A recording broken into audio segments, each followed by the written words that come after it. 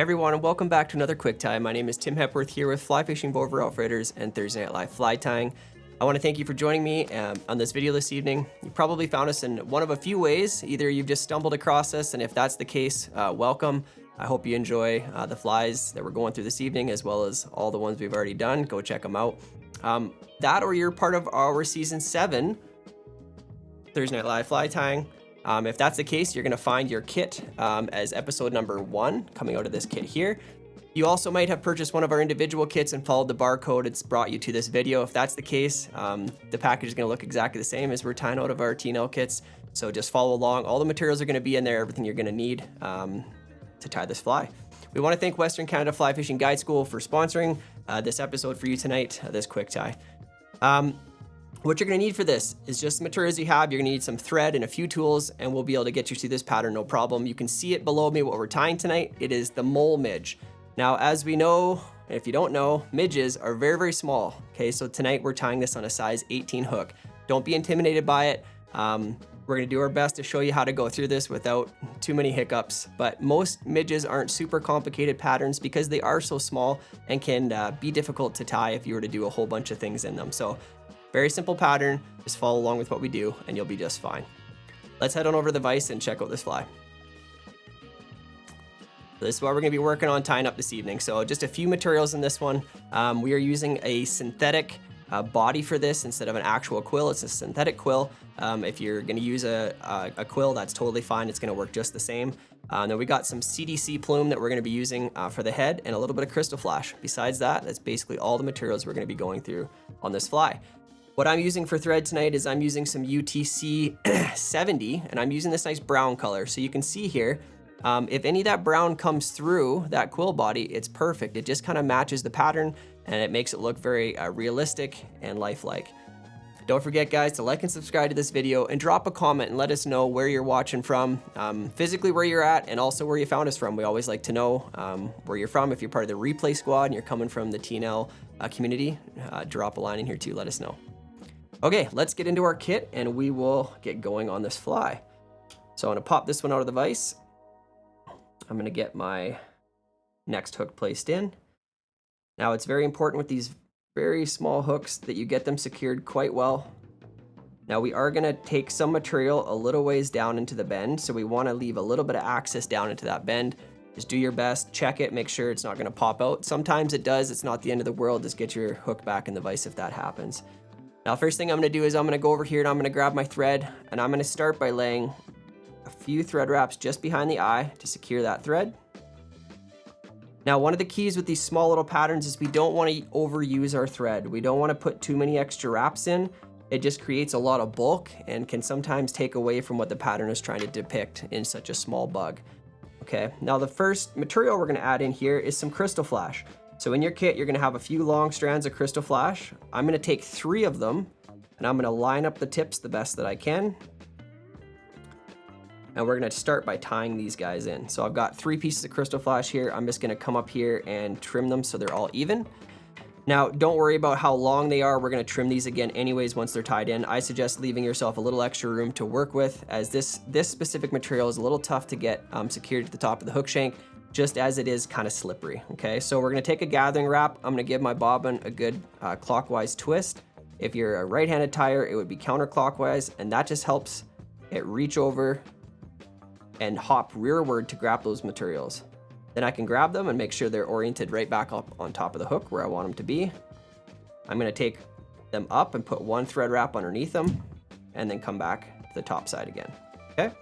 Now that's what we're left with at the moment. What I'm gonna do is grab the back portion of here and I'm just gonna cut it at a little bit of an angle, tapered back down the hook. And you can set those aside and use it on the next one. And then I'm just gonna take a few more thread wraps just to secure that down. Again, trying not to overdo it with the thread wraps, okay? Now the next material we're gonna come in here with is the CDC feather, okay? Very, very cool, very realistic, lifelike looking material. Now, how we're gonna tie this guy in is gonna be the same way we just tied in the last piece. Now, by the time we're done, we want this CDC to stick out, you know, roughly half of the hook shank to 3/4 of the hook shank out in front of the hook eye.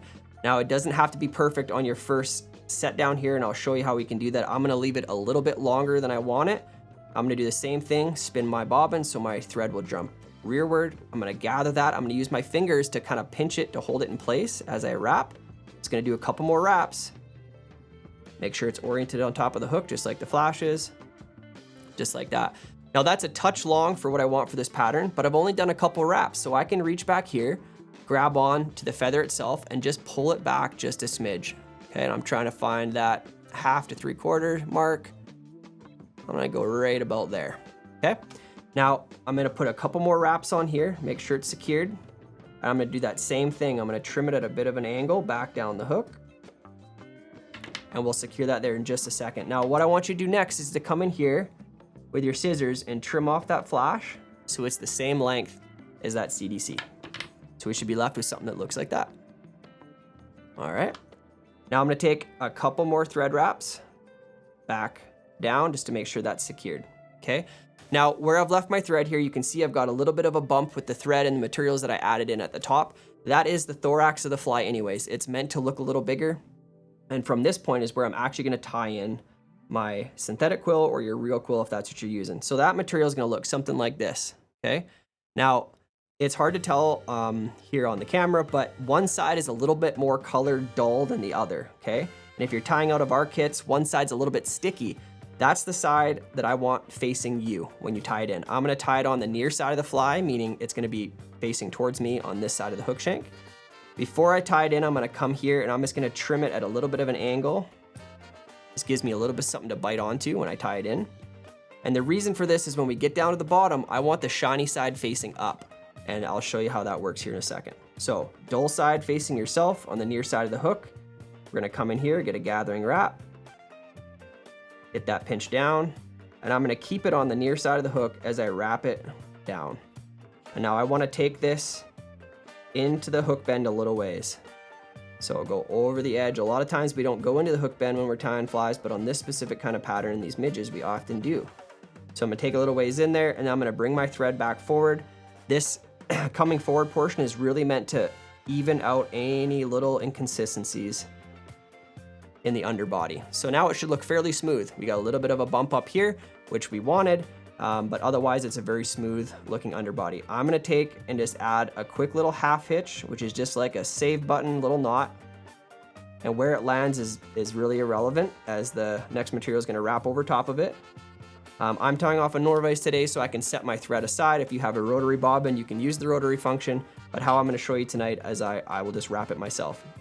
So the dull side is facing me right now, but when I take and fold it over for my first wrap, the shiny side now is gonna be pointed up. So I'm gonna take that all the way around, get my first wrap, and you need to tug on it a bit so that it seals down and it doesn't leave a bump right there. And then from here, I'm just gonna try to do touching wraps all the way forward. And like I said, if a little bit of that brown thread shows through, not the end of the world, but we're trying to just keep this really nice and even as we move forward. And we're gonna take this all the way up to just behind that CDC. And it's always okay to just take a second, check and look. Yep, it's good. And you can see how that nice little segmentation has started to form as I come forward. Do one last wrap. You want it to finish on the near side of the fly towards yourself again. I'm gonna bring my thread back, and anytime we're securing a material, we wanna do a thread wrap behind and a thread wrap in front. Just like so, okay? Now, I'm right away gonna go ahead and lift up on that CDC, and I'm gonna drive a wrap right in front, right on the eye. That's gonna help that stand up and that flash to stand up a little bit. And then I can go ahead and before I trim this out, I'm gonna use my half hitch tool. You could also whip finish this fly if you prefer. This half hitch tool is really neat. I can just lay my thread on it, wrap around it twice, find the eye, and let those thread wraps slide down and off. And that's gonna give me a good quick knot. I am gonna add some resin to this, so I'm not super concerned about it being more than one knot at this point. Come in here, trim out my thread, and then I'm also gonna come in here and trim out that quill body. And what I should be left with right now is something that looks like this. All right, now the last thing I'm gonna do is I'm gonna take a little bit of my UV Solarez, this is the bone dry, they call it. And I'm gonna put just a small dab right over my wraps. It doesn't take much. This resin will soak right in. If you're using some Sally Hansen's or anything like that, it works just the same. I'd probably avoid super glue on this one because it's pretty globby in comparison.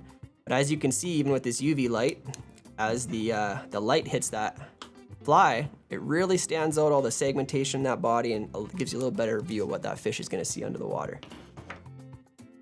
There you go, guys. That is our Mole Midge. This is tied in a size 18, so it's quite small. I'm hoping that you got through it and it looks something like that. I promise you this pattern will produce for you. If you've got midges in your watersheds, definitely give this one a try. Okay, guys, I want to thank you again for joining me. Again, my name is Tim Hepworth here with Fly Fishing Boat Outfitters and Thursday Night Live Fly Tying. This has been another quick tie brought to you by Western Canada Fly Fishing Guide School. Don't forget to like and subscribe, drop a comment below. We always love to hear from you and know that you guys are interacting with these videos. And if there's anything that you have or any critiques or anything else you want to see, just let us know. We're here to help and we want to make this the best experience possible. Okay, guys, until the next fly, again, we'll see you soon.